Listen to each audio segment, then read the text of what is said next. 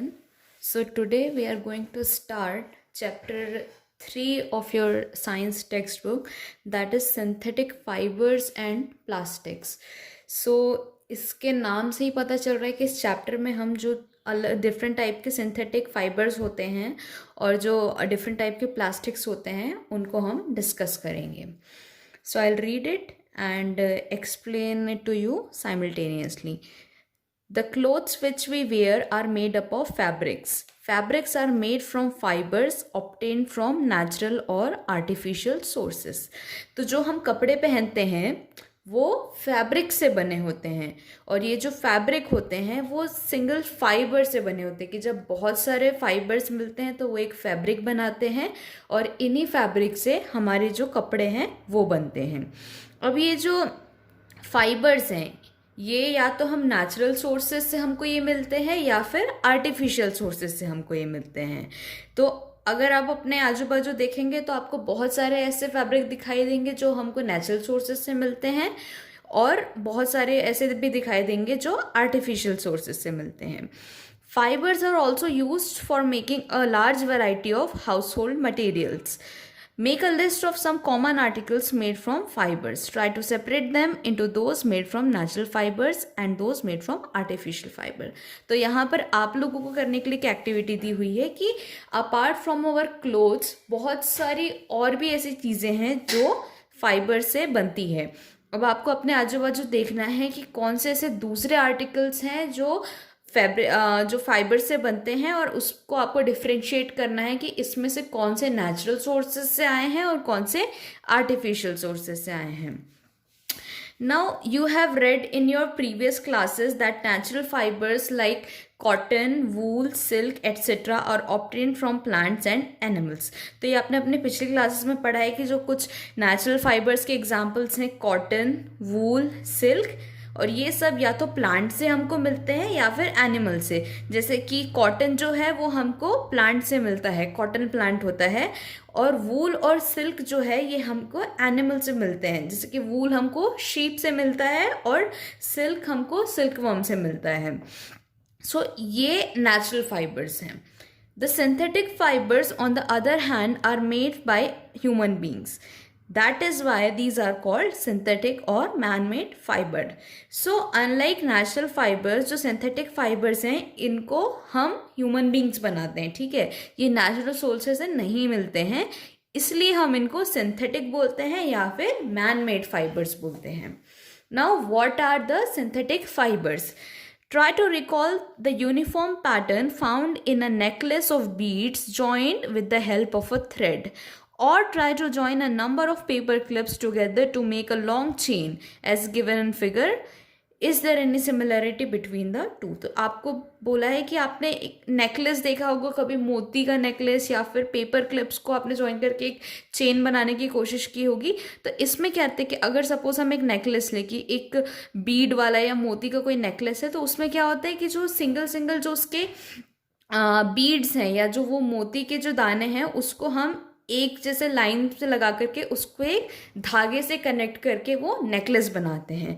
तो ये जो सिंथेटिक फाइबर है वो भी ऐसे ही बनते हैं, वो भी जो सिंगल यूनिट्स की चेन होती है उससे बनते हैं. ठीक है, so a synthetic fibre is also a chain of small units joint together. तो जैसे कि अब मोती के उसमें देखें तो उसमें क्या होता है कि एक सिंगल ऐसे जो बीड्स हैं या मोती है वो आपस में जुड़े हुए हैं. ठीक है, और उसको एक धागे से हमने कनेक्ट किया हुआ है.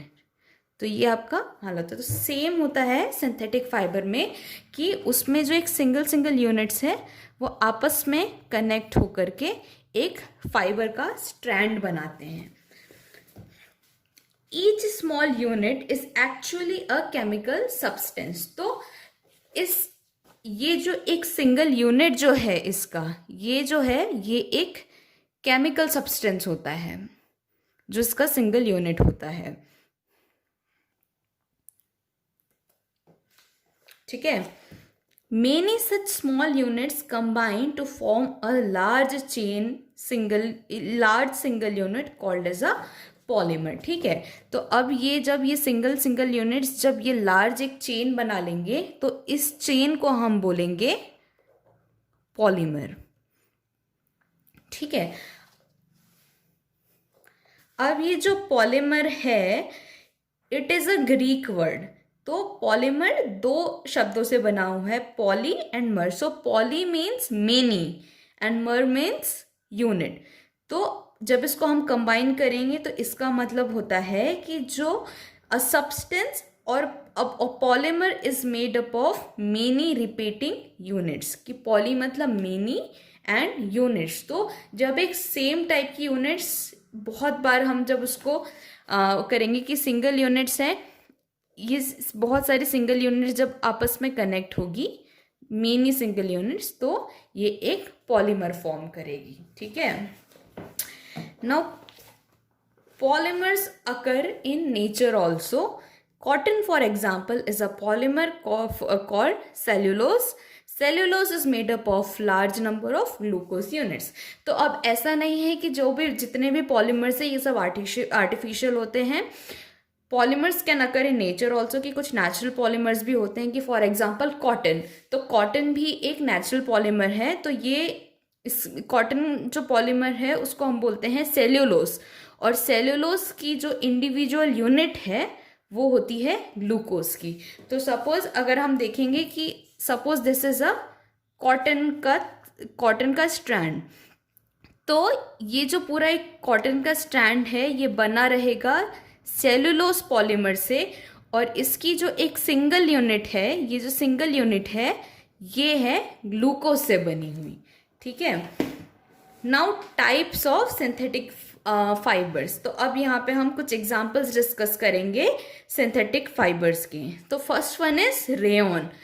You have read in class 7 that silk fiber obtained from silkworm was discovered in China and was kept as a closely guarded secret for a long time. So ये आपने क्लास 7th में भी पढ़ा है कि जो सिल्क फाइबर है, ये सिल्कवर्म, जो सिल्कवर्म करके छोटे छोटे वर्म्स आते हैं, तो ये जो वर्म्स हैं वो सिल्क फाइबर बनाते हैं, और इसकी पहली बार डिस्कवरी चाइना में हुई थी, और इसकी डिस्कवरी के बाद इसको बहुत दिनों तक के सीक्रेट रखा गया था कि ऐसा कोई फाइबर भी सिल्कवर्म से हमको मिल सकता है। अब उसको सीक्रेट क्यों रखा गया था? Because fabric obtained from silk fibre was very costly but its beautiful texture fascinated everybody. So क्योंकि ये बहुत कॉस्टली था और बहुत सुंदर सा फैब्रिक था, तो इसलिए जो चाइनीज ट्रेडर्स थे उन्होंने बहुत दिनों तक इसको सीक्रेट रखा कि ये फाइबर मिलता कहाँ से है। So attempts were made to make silk artificially. Towards the end of the 19th century, scientists were successful in obtaining a fiber having properties similar to that of silk. अब जो ये चाइनीज ट्रेडर्स थे वो ये secret बता नहीं रहे थे कि सिल्क मिलता कहाँ से, और सिल्क जो था वो बहुत महंगा था, तो और बहुत, बट ये फाइबर जो था बहुत ब्यूटीफुल था, तो लोगों को लगा कि हमको इसके जैसा फाइबर, सिल्क के जैसा हमको फाइबर बनाना है। तो towards the end of 19th century बहुत सारे साइंटिस्ट ने मिलकर के एक आर्टिफिशियल फाइबर बनाने की कोशिश की जिसकी प्रॉपर्टीज सिल्क जैसी थी। Such a fibre was obtained by chemical treatment of wood pulp. जो ये हमारा जो लकड़ी का पल्प होता है उसके उसको केमिकली ट्रीट करके एक नया आर्टिफिशियल फाइबर बनाया गया। This fibre was called rayon और आर्टिफिशियल सिल्क। तो ये जो नया फाइबर बना उसको हम बोलते हैं रेयन या फिर artificial silk. Although rayon is obtained from a natural source wood pulp, yet it is a man made fibre.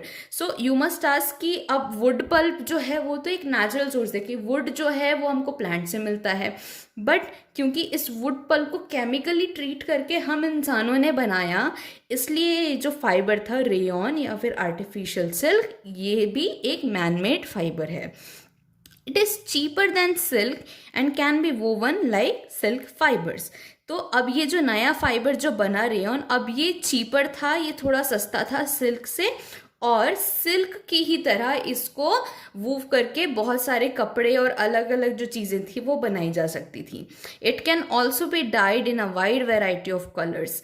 Rayon is mixed with cotton to make bed sheets और mixed with wool to make carpet. अब ये rayon को die करके colour करके बहुत सारे अलग अलग कलर्स में इससे चीज़ें बनाई जा सकती थी. और रेयॉन को आप दूसरे फाइबर्स के साथ मिक्स करके भी चीज़ें बना सकते थे. जैसे कि रेयॉन को अगर आप कॉटन के साथ मिक्स करोगे तो उससे बेडशीट्स बनती है, और रेयॉन को अगर वुल के साथ मिक्स करोगे तो उससे कारपेट्स बनते हैं. Now nylon.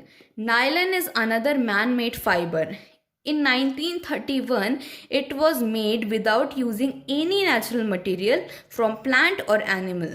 So, rayon जो था ये एक दूसरा एग्जाम्पल है मैन मेड फाइबर का, आर्टिफिशियल सिंथेटिक फाइबर्स का.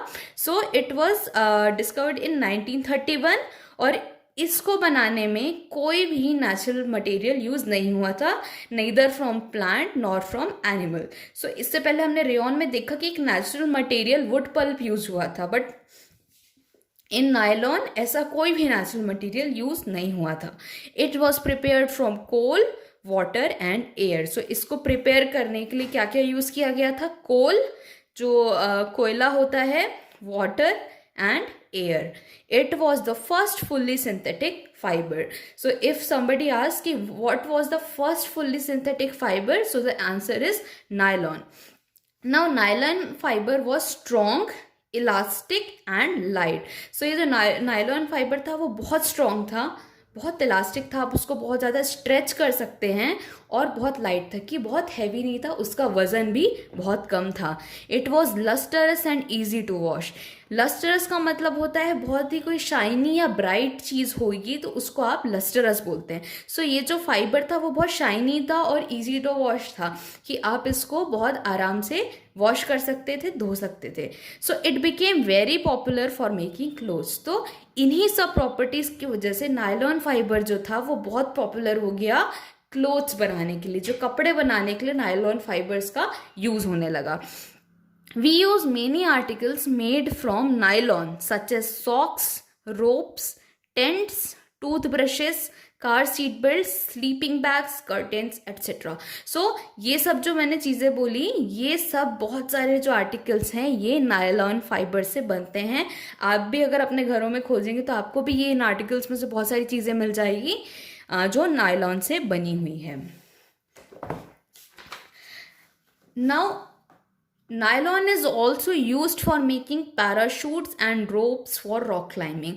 So in the previous paragraph we read that nylon fibers were very strong.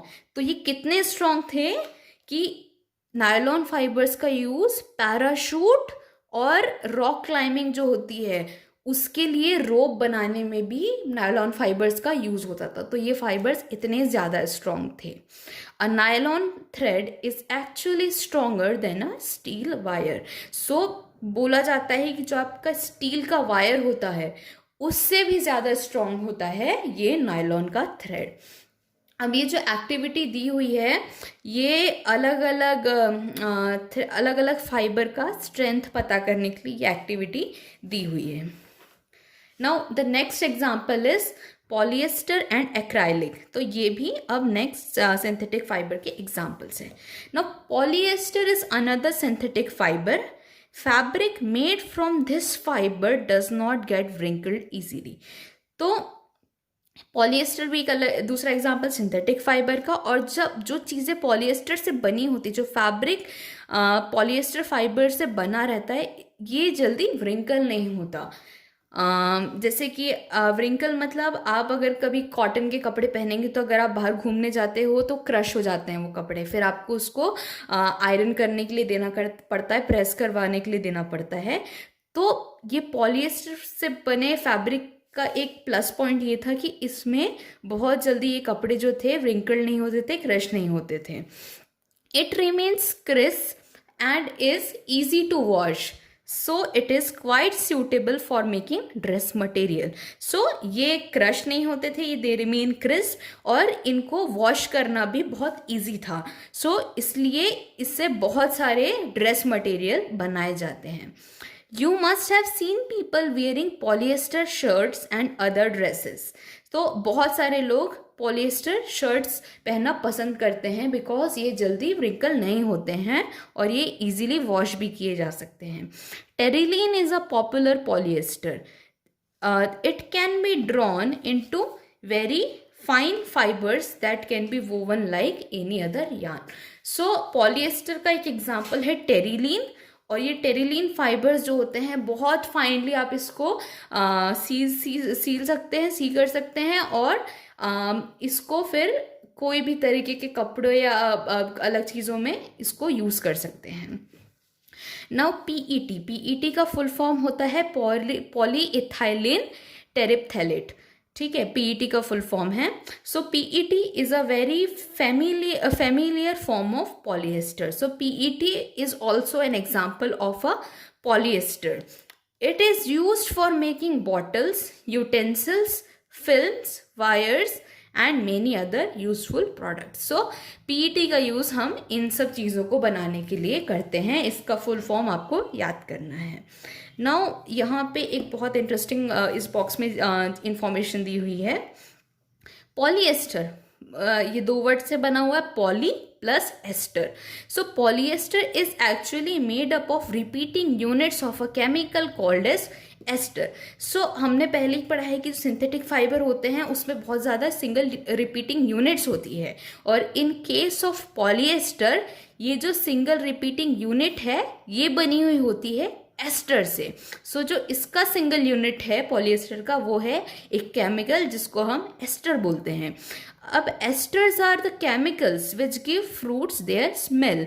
सो ये एस्टर जो ये केमिकल्स होते हैं ये नेचुरली भी प्रेजेंट होते हैं कि अगर आपने देखा होगा कि फ्रूट्स होते हैं, जो फल होते हैं उनकी एक अपनी खुशबू होती है कि अगर आप बनाना ले ले या अगर आप एप्पल ले रहे हो तो हर किसी की एक पिक्यूलियर स्मेल होती है. तो ये जो फ्रूट्स की स्मेल होती है ये आती है एस्टर से. तो ये जो एस्टर ये जो केमिकल्स हैं ये फ्रूट्स को उनकी स्मेल देते हैं.